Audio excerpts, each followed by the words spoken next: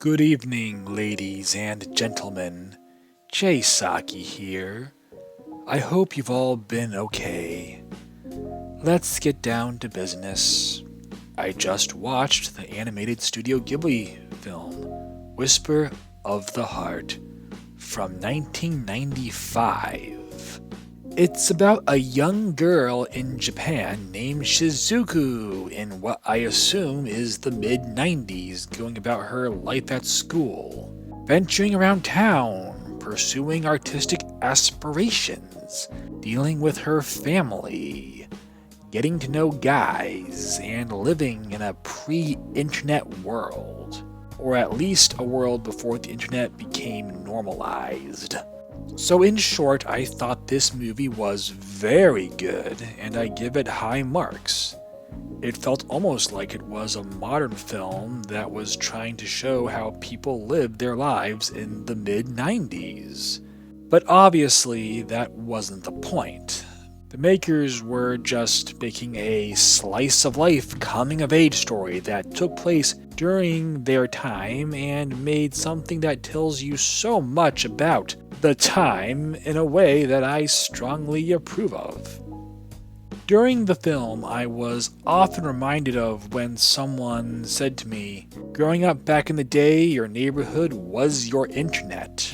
The crux of what I liked about this movie is its slow and relaxing, and I dare say, hypnotic pace that transports you back to the mid-90s, even if it's a mid-90s in Japan.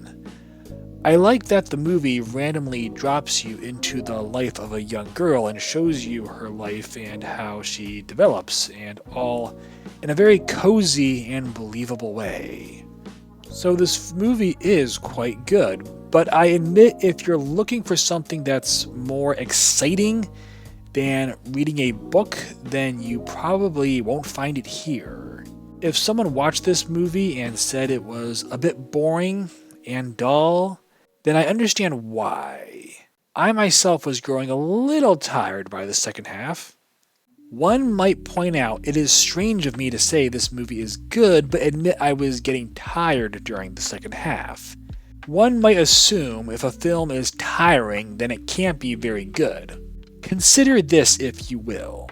I think there are many books, especially books in the classic literature department, that can be a bit boring. But if you are a book reader, you might discipline yourself to get through it, and even if it was a tiring journey, you at least have the information from the book in your mind so you can think back on it and consider what it had to offer. That, and you can sound smart at social gatherings and say, "Yes, I have read that book," should it come up in conversation. I think there are some who would rather read a boring book than watch a boring movie, because our nature assumes that movies exist to dazzle us more than books, even if it's because movies appeal to our fallen nature of wanting instant gratification.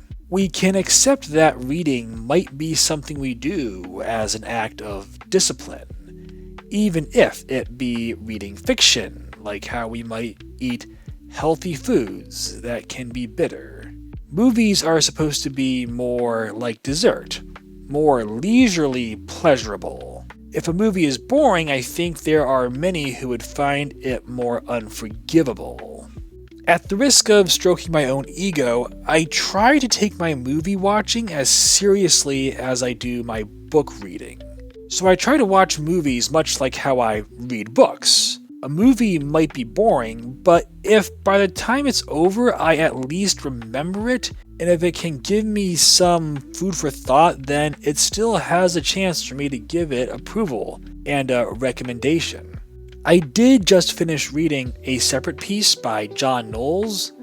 It's different from Whisper of the Heart, but it's also a coming-of-age story about young teenagers growing up in their time.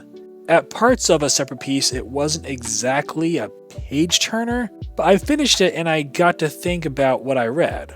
Whisper of the Heart did not exactly have me at the edge of my seat, but it still gave me something to think about when it was over. I put Whisper of the Heart in the 2001 A Space Odyssey category.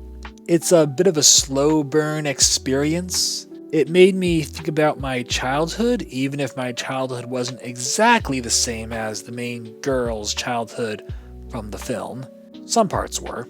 Like, there's a whole part where she gets inspired to write some fiction, and the movie visually shows you snippets of what she's writing about, and I totally did that when I was younger.